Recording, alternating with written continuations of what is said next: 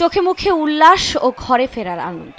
15 মাস পর সাধারণ মানুষ ও হামাস যোদ্ধাদের পদচারণায় মুখর প্যালেস্টাইন স্কয়ার।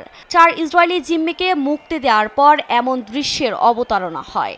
তাদের দেখে বোঝার উপায় নেই এতদিন বন্দী ছিলেন। সম্মানের সঙ্গে করা হয় হস্তান্তর। জিম্মিদের মুক্তি দেখে তেল আবিব স্কয়ারে আনন্দের অশ্রু ঝরান ইসরায়েলিরা।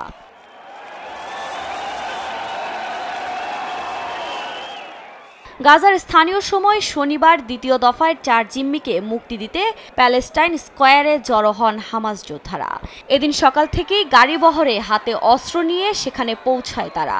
পৌঁছে নিজেদের শক্তি প্রদর্শন করতে থাকে আল কাশেম ব্রিগেডসের সদস্যরা। তাদের স্বাগত জানান ফিলিস্তিনিরা। সেখানে মুহূর্তেই উৎসব মুখর পরিবেশের সৃষ্টি হয়। চুক্তি মেনে ইসরায়েলি সেনাবাহিনীর 4 নারী জিম্মিকে গাজার সময় 11:30টায় ইন্টারন্যাশনাল রেড ক্রস কমিটির কাছে হস্তান্তর করা হয়। এর আগে মঞ্চে উঠেই চুক্তিতে সই করে তারা। মুক্তিপ্রাপ্তরা হলেন কারিনা আরিয়েফ, লিরি আলবাক, নামা লেভি এবং গাই গিলবোয়া দালাল। সংস্থাটি ইসরায়েলি বাহিনীর কাছে মুক্তিপ্রাপ্তদের পৌঁছে দেয়। এর পরপরই ইসরায়েলি সীমান্তে আগে থেকে প্রস্তুত রাখা হেলিকপ্টারে করে তাদের প্রাথমিক চেকআপের জন্য রিম ঘাঁটিতে নিয়ে যাওয়া হয়। এর পরপরই ভর্তি করা হয় হাসপাতালে। এদিন ইসরায়েলি সীমান্তের সকাল থেকেই জিম্মিদের পরিবারের সদস্যদের পাশাপাশি জড়ো হন হাজারো ইসরায়েলি। এদিকে চুক্তির শর্ত মেনে ইসরায়েলের কারাগারে আটকে থাকা 200 ফিলিস্তিনি বন্দির মুক্তি মিলছে, যাদের মধ্যে 120 জন আজীবন সাজাপ্রাপ্ত ও 80 জন দীর্ঘদিন সাজাপ্রাপ্ত বন্দী।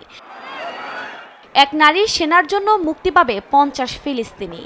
গণমাধ্যমের তথ্য বলছে, শর্ত অনুযায়ী যুদ্ধবিরতির 16 দিনের মধ্যে চুক্তির দ্বিতীয় পর্যায় নিয়ে আলোচনায় বসবে ইসরায়েল ও হামাস। এরই মধ্যে আলোচনায় অংশ নিতে মিশরের কায়রোতে পৌঁছেছেন ইসরায়েলের গোয়েন্দা সংস্থা ও নিরাপত্তা সংস্থা মোসাদ ও শিন বেটের প্রতিনিধিরা।